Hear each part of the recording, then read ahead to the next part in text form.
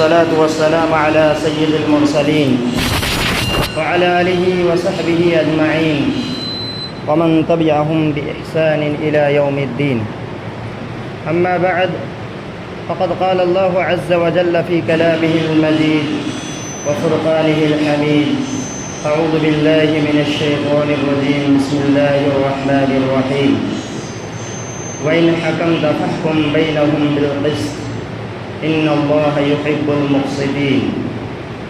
وعن عبد الله بن عمرو رضي الله عنه قال: قال رسول الله صلى الله عليه وسلم: إن المقسطين عند الله على منابر من نور عن يمين الرحمن عز وجل كلتا يديه يمين الذين يعدلون في حكمهم وأهليهم وما ولوا. محترم و مکرم حاضرین جمعہ، میرے اپنے بزرگوں، عزیز طلباء، ہر طرح کی تعریف و توصیف، کبریائی و بڑائی اس اللہ تبارک و تعالیٰ کے لیے ہیں جس نے ہمیں اور آپ کو مخلوقات میں سب سے اچھا اور سب سے اشرف بنایا. اسی اللہ تبارک و تعالیٰ کی تعریف کہ اللہ تبارک و تعالیٰ نے ہمیں اور آپ کو اپنی ہی عبادت کے لیے ایک جگہ اکٹھا ہونے کی توفیق عنایت بخشی. اس کے بعد لاکھوں کروڑ درود و سلام نازل ہو تمام انبیاء پر، رسولوں پر، خصوصاً ہمارے آخری نبی جناب محمد رسول اللہ صلی اللہ علیہ وسلم پر لاکھوں کروڑ درود و سلام نازل ہو. اللہم صلی علیہ، اللہم بارک علیہ. معزز سامعین کرام، ابھی میں نے آپ کے سامنے قرآن مجید سے ایک آیت کا ٹکڑا تلاوت کی ہے. اسی طرح پیارے نبی صلی اللہ علیہ وسلم کی ایک حدیث میں نے آپ کے سامنے پڑھی ہے، جس مناسبت سے آج میرا موضوع خطابت ہے عدل و انصاف کے دنیاوی و اخروی فوائد. سامعین حضرات، گزشتہ خطبہ جمعہ میں نے آپ کے سامنے عدل کے مفہوم اور اس کی حقیقت، اس کی اہمیت اور اسی طرح چند مثالوں کی روشنی میں عدل کی حقیقت کو واضح کرنے کی کوشش کی تھی. اسی عنوان کو آگے بڑھاتے ہوئے آج میں آپ کے سامنے چند مثالیں پیش کروں گا. اس کے ساتھ ساتھ دنیاوی اور اخروی کیا فوائد ہیں انشاءاللہ بڑی مختصر انداز میں قرآن حدیث کی روشنی میں بولنے کی کوشش کروں گا. اللہ تبارک و تعالیٰ سے دعا ہے کہ اللہ تبارک و تعالیٰ مجھے صحیح سے بولنے اور اس پر عمل کرنے کی توفیق عطا فرمائے. معزز سامعین کرام، یہ عدل و انصاف، برابری، اس کا بڑا مقام ہے شریعت میں. اس کی بڑی اہمیت ہے. جہاں پر عدل و انصاف ہوتا ہے وہاں پر ظلم کا خاتمہ ہوتا ہے. جہاں پر انصاف ہوتا ہے زیادتی ختم ہوتی نظر آتی ہے. اور عدل و انصاف چاہے کوئی بھی کرے، شریعت نے انہیں قدر کی نگاہ سے دیکھا ہے. عدل انصاف چاہے ایک مسلمان کرے یا غیر مسلم، چاہے ایک اسلام کے ماننے والے کرے یا اسلام کو انکار کرنے والے کرے، ہر اعتبار سے انصاف کرنے والا، عدل سے کام لینے والا، یہ شریعت کی نگاہ میں بڑا قدر و منزلت کے مالک ہوتے ہیں، بڑے قدر و منزلت کے حامل ہوتے ہیں. حضرات، آپ کو معلوم ہوگا کہ جب مکہ کفار مشرکین نے مکہ مکرمہ میں مسلمانوں کی حالات بد سے بدتر کر دیا تھا، مسلمانوں کو طرح طرح سے ستائے جاتے تھے، مسلمانوں پر ظلم و زیادتی کے پہاڑ توڑے جا رہے تھے. کہیں پر حضرت بلال حبشی رضی اللہ تعالیٰ عنہ کی شکل میں تپتی ہوئی ریت پر لیٹا کر پتھر رکھ دیا کرتے تھے، کہیں تو سمیہ رضی اللہ تعالیٰ عنہ کو شہید کر دیا کرتے. اس طرح ماحول میں مسلمانوں کو کفار مکہ مکرمہ میں جینا بڑا دوبھر ہو گیا تھا. اسی صورتحال کو دیکھ کر پیارے نبی صلی اللہ علیہ وسلم نے صحابہ کرام رضوان اللہ اجمعین کو یہ مشورہ دیا کہ آپ لوگ چلے جائیے ملک حبش کی طرف، وہاں جا کر امن و سکون کے ساتھ زندگی گزاریں۔ پیارے نبی صلی اللہ علیہ وسلم کو یہ معلوم تھا وہاں کا جو بادشاہ تھا وہ بادشاہ بڑا عدل انصاف کرنے والا بادشاہ تھا، وہاں پر کوئی ظلم و زیادتی نہیں ہوا کرتا، ظلم ہی نہیں ہوا کرتا اور نہ زیادتی ہوا کرتی۔ اسی لیے پیارے نبی صلی اللہ علیہ وسلم نے صحابہ کرام رضوان اللہ اجمعین کو اس ظلم سے بچنے کے لیے پیارے نبی صلی اللہ علیہ وسلم نے حبش کی طرف جانے کا مشورہ دیا۔ صحابہ کرام وہاں گئے، بڑے اطمینان کے ساتھ، امن کے ساتھ، سکون کے ساتھ زندگی گزارنے لگے، لیکن کفار مشرکین کو یہ بات کیسے ہضم ہو، وہ کیسے اس بات کو گوارا کر لے جو ہمارا دشمن ہو، مسلمان ہو، اور وہ اطمینان کے ساتھ، سکون کے ساتھ دوسری جگہ جا کر زندگی گزارے۔ اس کو یہ بات ہضم نہیں ہو رہی تھی، یہ بات انہیں قطعاً پسند نہیں تھی۔ اسی لیے کفار مشرکین نے 2 آدمی کو بھیجا کہ جاؤ ان لوگوں کو وہاں کے بادشاہ کے پاس سے اپنے ملک، اپنے دیش، اپنے علاقے کی طرف لے کر آؤ۔ اسی لیے کفار مشرکین نے عمرو بن العاص اور عبداللہ بن ربیعہ دونوں شخص کو بھیجا، اور یہ دونوں بڑے تحفہ تحائف لے کر گئے اور بادشاہ کے سامنے پیش کیا اور کہا کہ بادشاہ ایسی بات ہے کہ ہمارے وہاں سے، ہمارے علاقے سے چند لوگ آ گئے ہیں، اور وہ لوگ اپنے یہاں کے لوگوں کے پاس سے بھاگ کر یہاں آ گئے ہیں، اور اسی طرح ایسے لوگ بھی ہیں جو لوگ ایک ایسا نیا دین ایجاد کر لیا ہے جس دن پر آپ بھی نہیں ہیں اور جس دن پر ہم بھی نہیں ہیں، ایسا نیا دین انہوں نے اختیار کر لیا ہے۔ بادشاہ کو بہت ابھارا، بہت ترغیب دلائی کہ مسلمانوں کو واپس لے کے چلے جائیں گے وہاں سے، لیکن بادشاہ جو کرسچن تھا، مسلمان نہیں تھا، غیر مسلم تھا، انہوں نے جلدی بازی نہیں کی، بلکہ انہوں نے مسلمانوں کو بلایا۔ بلانے کے بعد ان لوگوں سے معذرہ پوچھا۔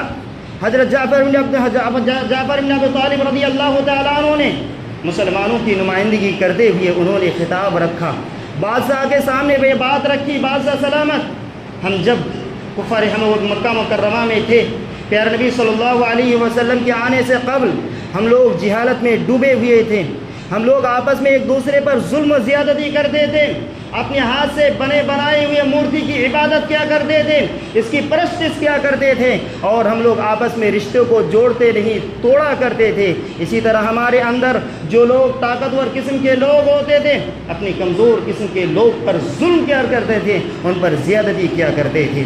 اسی لیے ان ساری چیزوں سے اللہ کے رسول صلی اللہ علیہ وسلم جب آئے ہمیں ان چیزوں سے منع کیا، ہمیں اللہ تبارک و تعالیٰ کی طرف بلائے، ہمیں اللہ تبارک ان مورتیوں کو چھوڑ کر صرف اللہ تعالیٰ کی طرف عبادت کی، اللہ تبارک و تعالیٰ کی عبادت و بندگی کی طرف بلائے، اسی طرح انصاف کی طرف بلائے، تو ہم نے کیا کیا؟ پیارے نبی صلی اللہ علیہ وسلم کی بات کو مانا، ان کے دین کو قبول کر لیا۔ یہی ہمارا جرم تھا جس کی وجہ سے کفار مشرکین نے ہمیں طرح طرح سے ستائے، ہمیں طرح طرح سے تکلیفیں دی۔ ان تکلیفوں سے بچنے کے لیے آپ کا سہارا لیا، آپ کی پناہ میں آئے۔ یہاں پر ظلم و زیادتی نہیں ہوتا، یہاں کے بادشاہ بڑا انصاف پسند ہیں، اسی لیے آپ کے پاس پناہ لینے کے لیے ہم لوگ آئے ہیں۔ بادشاہ اتنا سنا، وہ لوگ جتنے تحفہ تحائف لے کر آئے تھے سارے کو ناکام کر کے واپس بھیج دیا، لیکن مسلمانوں کو وہاں سے جانے نہیں دیا۔ مسلمانوں سے کہا رہو تم لوگ امن کے ساتھ، سکون کے ساتھ، تم پر کسی طرح کا ظلم نہیں کیا جائے گا، رہو تم لوگ۔ پیارے نبی صلی اللہ علیہ وسلم نے کہا کہ یہاں ایسے بادشاہ ہے جہاں پر ظلم و زیادتی نہیں ہوتی۔ اللہ کے رسول صلی اللہ علیہ وسلم ایسے بادشاہ کے جو لوگ عدل و انصاف کے علم بردار ہے، چاہے وہ مسلمان ہو یا غیر مسلم، چاہے اسلام کے ماننے والے ہو یا اسلام کو ماننے والا نہ ہو، پیارے نبی صلی اللہ علیہ وسلم نے ایسے لوگوں کو قدر کی نگاہ سے دیکھا ہے۔ حضرات، انصاف کرنے میں، لوگوں کے درمیان فیصلہ کرنے میں، اگر فیصلہ اپنے رشتہ داروں کے خلاف بھی آئے، اگر فیصلہ اپنے دوست و احباب کے خلاف بھی آئے، یہاں تک کہ فیصلہ کرتے وقت اپنے نفس کے خلاف بھی آئے، پھر بھی عدل انصاف کو قائم رکھو، کبھی بھی عدل انصاف کو اپنے دامن سے نہ چھوڑنا۔ حضرت علی رضی اللہ تعالیٰ عنہ کا دور خلافت تھا۔ حضرت علی رضی اللہ تعالیٰ عنہ امیر المؤمنین ہیں، امیر المسلمین ہیں۔ اس کی ایک زرہ کھو جاتی ہے، ان کی ایک زرہ گم ہو جاتی ہے۔ حضرت علی رضی اللہ تعالیٰ عنہ نے اپنی زرہ کو ایک یہودی کے پاس دیکھا، یہودی سے کہا، اے یہودی، کہ ذرا میری ہے جو مجھ سے گم ہو گئی تھی۔ اس یہودی نے کہا کہ یہ کیسی بات کر رہے ہیں امیر المؤمنین، آپ کیسی بات کر رہے ہیں، یہ تو ذرا میری ملکیت میں ہے، یہ میری ذرا ہے، اور آپ اگر دعویٰ کرتے ہیں تو چلو ہمارے اور آپ کے درمیان ایک مسلمان قاضی فیصلہ کرے گا، ایک مسلمان قاضی فیصلہ کرے گا، وہ جو فیصلہ دے گا، وہ جو بھی فیصلہ کرے گا ہم ماننے کے لیے تیار ہیں۔ ایک طرف خلیفۃ المسلمین جو امیر المؤمنین ہیں، ایک دوسری طرف ایک عام سا آدمی، وہ بھی مسلمان نہیں، غیر مسلم ہے۔ دونوں چلتے ہیں قاضی کے پاس، قاضی شرعی کے پاس۔ قاضی شرعی نے حضرت علی رضی اللہ تعالیٰ عنہ کو جب ہی دیکھا، اٹھ کھڑے ہوئے، علی رضی اللہ تعالیٰ عنہ نے کہا بیٹھ جاؤ اپنے مقام پر۔ حضرت علی رضی اللہ تعالیٰ عنہ نے مقدمہ دائر کیا، کہا کہ یہ میری ذرا ہے، گم ہو گئی تھی، یہ ذرا یہودی کے پاس ہے۔ یہودی سے کہا کہ تم کچھ کہنا چاہتے ہو؟ یہودی نے کہا مجھے کچھ کہنا نہیں ہے، میں کچھ کہنا نہیں چاہتا۔ قاضی شرعی نے کہا مجھے بالکل یقین ہے علی، یہ ذرا تمہاری ہے، لیکن تمہیں اس ذرا کے لیے گواہ پیش کرنا پڑے گا، گواہی پیش کرنی آپ کے لیے لازمی ہوگی کہ یہ ذرا تمہاری ہے، پہلے گواہ پیش کرو، گواہ کے حساب سے تمہارا فیصلہ ہوگا۔ حضرت علی رضی اللہ تعالیٰ عنہ نے گواہ کے طور پر اپنے غلام کو پیش کیا، اس کے بعد اپنے دونوں بیٹے حضرت حسن اور حسین رضی اللہ تعالیٰ عنہ کو پیش کیا۔ بعد قاضی شرعی نے یہ کہہ کر اپنے باپ کے حق میں بیٹے کی گواہی کو نامقبول قرار دیا، قبول نہیں کیا کہ باپ کے حق میں بیٹی کی گواہی قبول نہیں ہو سکتی، قبول نہیں کی جا سکتی۔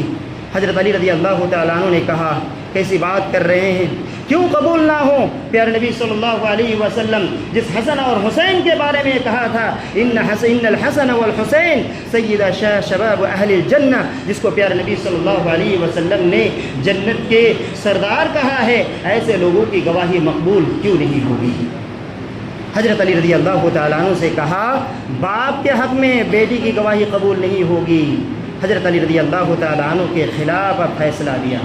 قاضی شرعی نے حضرت علی رضی اللہ تعالیٰ عنہ کے خلاف، جو خلیفہ وقت ہے، امیر المؤمنین ہے، دوسری طرف ایک یہودی جو مسلمان بھی نہیں ہے، حضرت علی رضی اللہ تعالیٰ عنہ کے خلاف فیصلہ دیا اور یہودی کے موافق فیصلہ دیا۔ یہودی تعجب کرنے لگے، یہ کیسی بات ہے، ایک طرف امیر المؤمنین ہے اور حق پر وہ ہونے کے باوجود بھی قاضی شرعی نے اس کے خلاف فیصلہ کیا، اور علی رضی اللہ تعالیٰ عنہ اتنا بڑا خلیفہ ہونے کے باوجود بھی بغیر کچھ کہے ہوئے، بغیر چون چارہ کے ان کے حکم کو، ان کے فیصلہ کو مان لیا، سر خم تسلیم کر لیا اور اسے کسی طرح کی بات نہیں کی۔ حضرت علی رضی اللہ تعالیٰ عنہ وہاں سے جانے لگے۔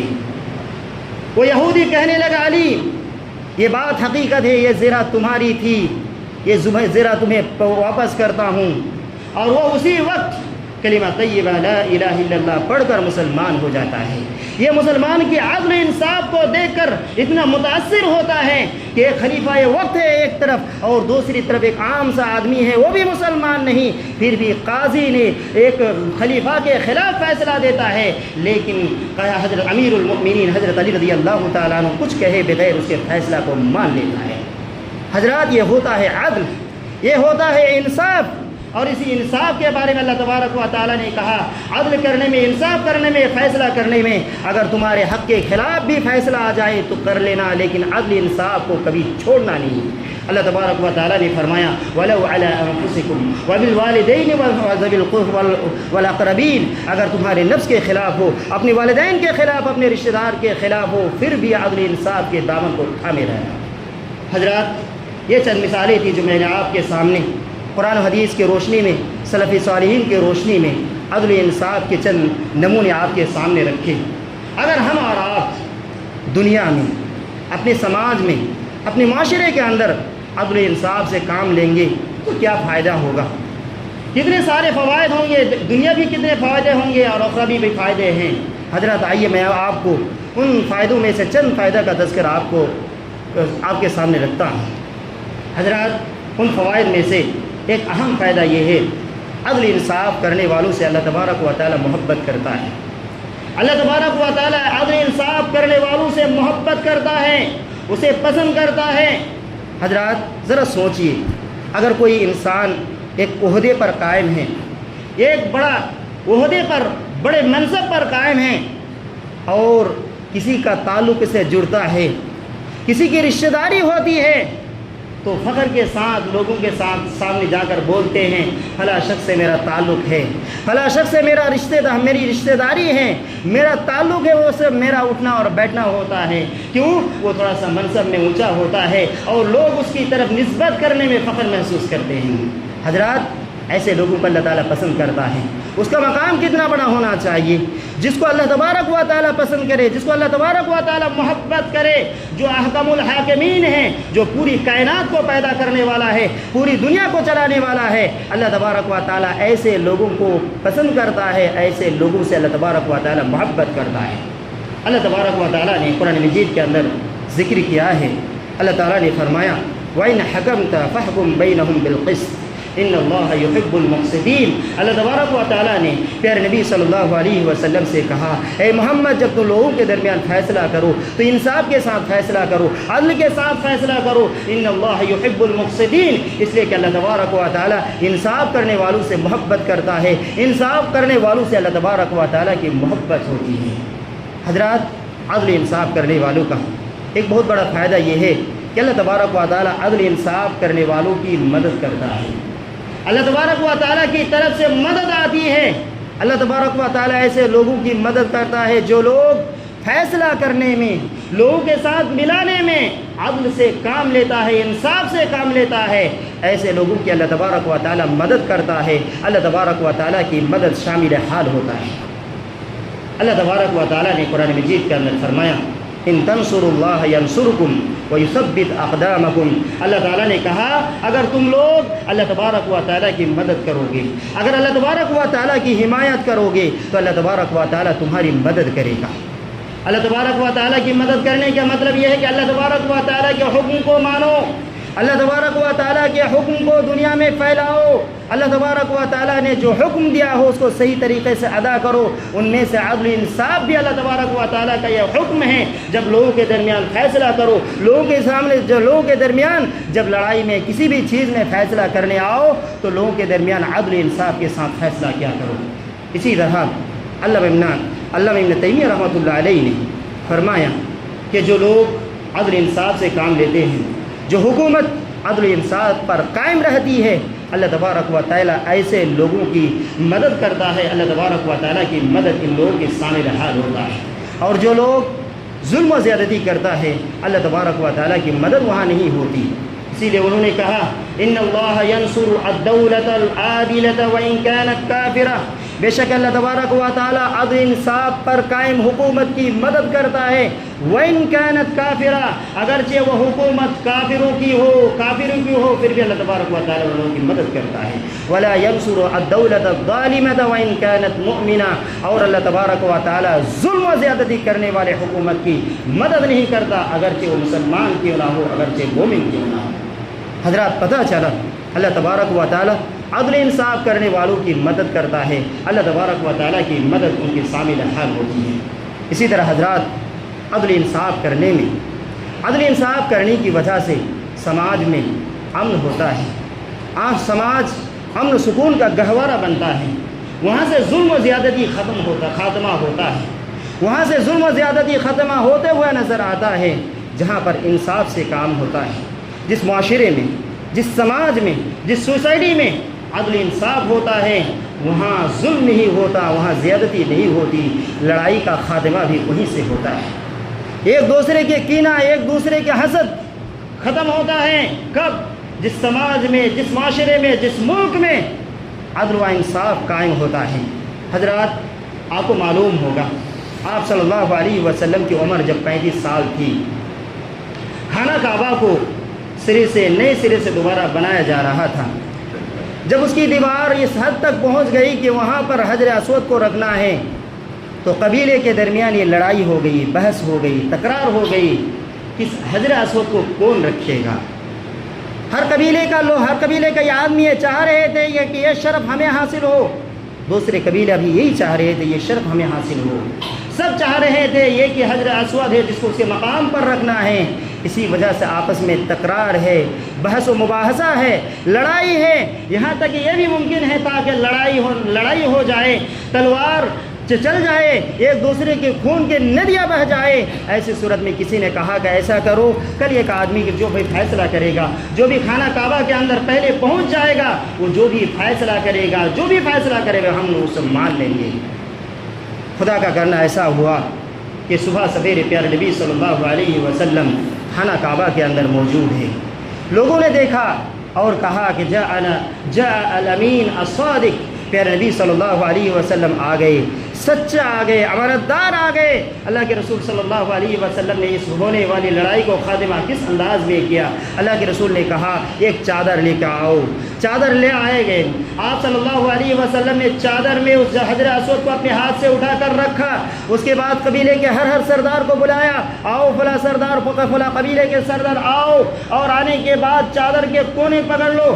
سارے قبیلے کے سرداروں کو بلایا اور چادر کے ہر کونے کو پکڑایا اور کہا کہ لے چلو وہاں پر۔ جب وہاں تک لے گئے تو اللہ کے رسول صلی اللہ علیہ وسلم نے اپنے ہاتھ سے اس حجر اسود کو اٹھا کر اس کے مقام پر رکھ دیا۔ پیارے نبی صلی اللہ علیہ وسلم نے حکمت عملی سے، آپ صلی اللہ علیہ وسلم نے عدل و انصاف کے ذریعے سے ایک ایسی لڑائی کا خاتمہ کیا جس لڑائی میں بہت سارا نقصان ہونے والا تھا، جس میں خون کی ندیاں بہنے والی تھی، لیکن قربان جائیے پیارے نبی صلی اللہ علیہ وسلم کی، پیارے نبی صلی اللہ علیہ وسلم نے وہاں پر عدل و انصاف سے کام لیا، جس کی وجہ سے اتنے ہونے والی لڑائی کا خاتمہ ہو گیا۔ حضرات، اگر ہم بھی اپنے سماج میں عدل و انصاف کو قائم کریں گے، یہ لڑائی اور یہ جنگ اور آپس میں ایک دوسرے سے حسد و کینہ ہے، انشاءاللہ یہ سارے ختم ہوگی۔ کب؟ جب ہم عدل انصاف سے کام کریں گے۔ اس لیے کہ عدل انصاف کرنے کا بہت بڑا فائدہ یہ ہے، عدل انصاف کرنے سے سماج پرسکون ہوتا ہے، سماج کے لوگ اطمینان کے ساتھ زندگی گزارتے ہیں، سماج میں کسی کی خوف، کسی کا یہ ڈر نہیں ہوتا کہ اس کی عزت ختم ہو جائے گی، اس کا مال ختم ہو جائے گا، اس کی جان ختم ہو جائے گی۔ اس ایسے سماج میں ایک انسان کی جان کی حفاظت ہوتی ہے، مال کی حفاظت ہوتی ہے، عزت و آبرو کی حفاظت ہوتی ہے، جب معاشرے کے اندر عدل انصاف قائم ہوتا ہے۔ حضرات، عدل انصاف کا ایک بہت بڑا فائدہ یہ ہے کہ اللہ تبارک و تعالی عدل انصاف کرنے والوں کا مقام کو بڑھاتا ہے، اونچا کرتا ہے۔ کل قیامت کے روز اللہ تبارک و تعالی اپنے نور کے بنے ہوئے ممبر پر ان لوگوں کو جگہ دیں گے جو لوگ عدل انصاف کو قائم کرتے ہیں، عدل انصاف کے ساتھ فیصلہ کرتے ہیں۔ حضرات، دنیا میں جب کوئی کامیابی حاصل کرتا ہے، کسی ایگزام میں فرسٹ پوزیشن حاصل کرتا ہے یا کسی جگہ سے وہ کامیابی حاصل کرتا ہے، تو لوگ اس کی تعظیم کے لیے، اس کی عزت کے لیے، اس کے احترام کے لیے اسٹیج سجاتے ہیں، محفلیں منعقد کرتے ہیں، لوگوں کو بلاتے ہیں، اور اس اسٹیج میں لوگوں کے سامنے اس کی عزت کے خاطر، اس کی تعظیم کے خاطر اور اس کی عزت و احترام کو بڑھانے کی خاطر لوگوں کے سامنے بڑے آدمی کے ذریعے سے انعام دیا جاتا ہے کہ انہوں نے اپنے اسکول میں، اپنے علاقے میں بہت اچھا نمبر سے پاس کیا ہے، امتحان میں اچھا رزلٹ کیا ہے، جس کی وجہ سے کیا کیا جاتا ہے، اس کے انعام دیا جاتا ہے، اس کی عزت کی جاتی ہے۔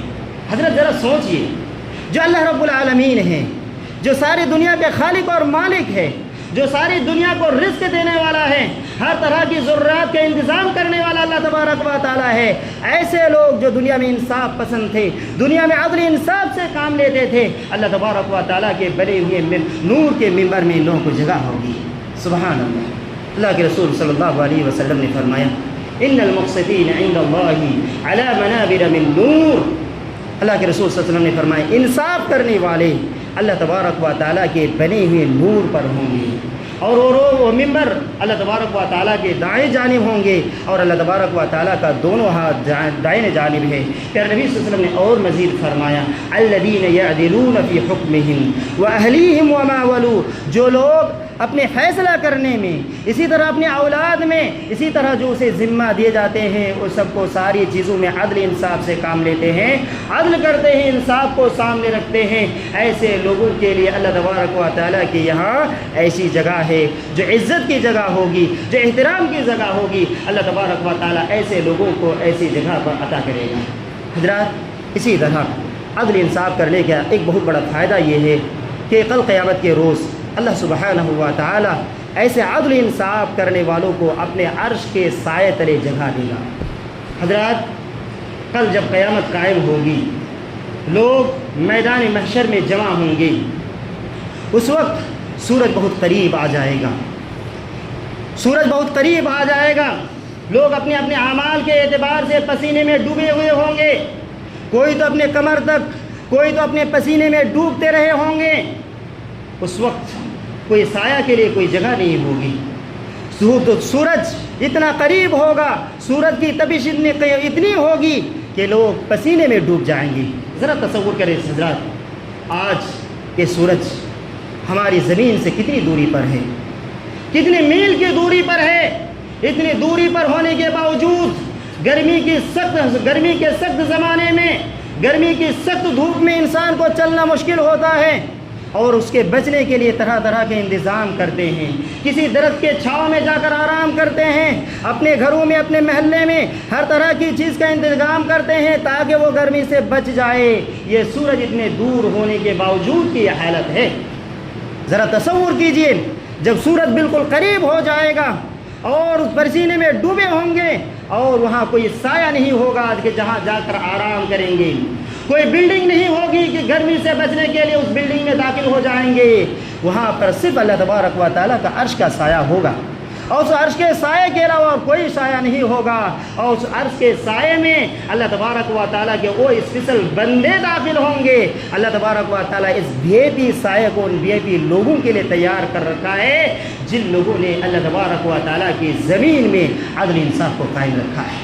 اللہ تبارک و تعالیٰ نے بہت سارے لوگوں کا پیارے نبی صلی اللہ علیہ وسلم نے تذکرہ کیا ہے۔ ان خوش نصیب اشخاص میں سے ایک بڑا خوش نصیب شخص وہ ہے جو دنیا میں فیصلہ کرتے ہوئے عدل انصاف سے کام لیتا تھا، عدل انصاف کرتا تھا۔ پیارے نبی صلی اللہ علیہ وسلم نے فرمایا سبعۃ یظلهم اللہ فی ظلہ یوم لا ظل الا ظلہ۔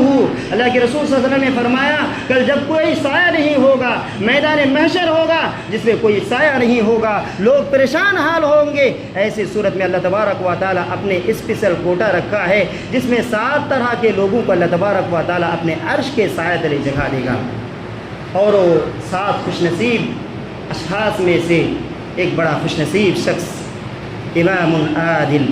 اللہ کے رسول صلی اللہ علیہ وسلم نے فرمایا وہ انصاف پسند امام، انصاف پسند حاکم، اسی طرح جس کو فیصلہ کرنے میں اختیار ہے، ایسے لوگ جو عدل کے ساتھ انصاف کے ساتھ فیصلہ کرتا ہے، ایسے لوگوں کو اللہ تبارک و تعالیٰ کل عرش کے سائے تلے جگہ دے گا۔ سبحان اللہ، کتنی ساری فوائد ہیں۔ اسی طرح حضرات عدل انصاف کا ایک اخروی بہت بڑا فائدہ یہ ہے کہ اللہ تبارک و تعالیٰ عدل انصاف کرنے والوں کو جنت میں داخل کرے گا۔ حضرات انسان کی سب سے بڑی کامیابی یہ ہے کہ انسان کو جنت مل جائے، جہنم سے نجات مل جائے، کل مرنے کے بعد اسے آرام کی زندگی مل جائے، پریشانی اور عذاب کی زندگی سے اسے چھٹکارا مل جائے۔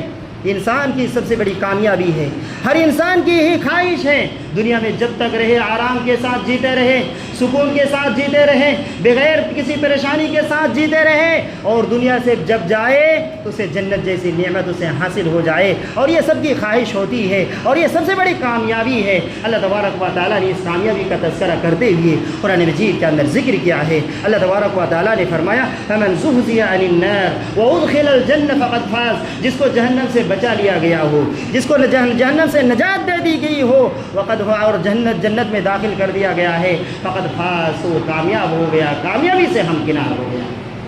یہ ہماری اور آپ کی یہی سب سے بڑی خواہش ہے، دنیا میں اچھے طریقے سے جیے اور مرنے کے بعد اللہ تبارک و تعالی ہمیں اور آپ کو جنت نصیب کر دے۔ پیارے نبی صلی اللہ علیہ وسلم نے فرمایا اہل الجنت ثلاث، 3 طرح کے لوگ جنت میں جائیں گے۔ اس حدیث کریمہ کے اندر اللہ کے رسول صلی اللہ علیہ وسلم نے 3 طرح کے ذکر کیا ہے، 3 طرح کے لوگ جنت میں جائیں گے۔ ان میں سے سب سے پہلا شخص جس کا تذکرہ پیارے نبی صلی اللہ علیہ وسلم نے فرمایا ذو سلطان مقسط موفق، ایسا شخص جو انصاف کرتا ہے، لوگوں کے فیصلہ کرنے میں عدل انصاف سے کام لیتا ہے۔ اللہ تبارک و تعالیٰ نے جو صلاحیت دی ہے، اپنی صلاحیت کے مطابق وہ شریعت کے قانون کو سامنے رکھتے ہوئے جو حق ہے وہ حق کے ساتھ، انصاف کے ساتھ، عدل کے ساتھ فیصلہ کرتا ہے، پیارے نبی صلی اللہ علیہ وسلم نے فرمایا جنت میں جائے گا۔ حضرات عدل انصاف کے اس کے علاوہ بہت سارے فوائد ہیں۔